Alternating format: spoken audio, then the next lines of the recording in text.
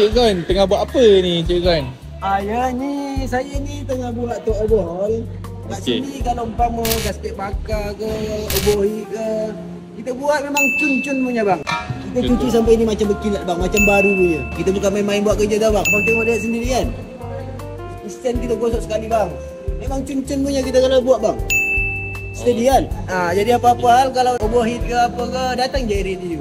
Kalau dalam proses dia tu berapa lama makan masa? Paling lama 2 hari je. 2 hari je. Kita buat tak nak lama-lama. Pasal customer nak pakai kereta kan. Nak jaga kereta ni sebetulnya senang je bang. Jaga air, minyak, insya-Allah kereta abang selamat. Yang paling penting minyak dengan air je. Yang lain tu, benda lain tu itu benda kecil. Kalau tak jaga benda-benda tu itu jadi macam overhaul. Gasket bakar, gasket putus, 3 silinder, macam ni lah.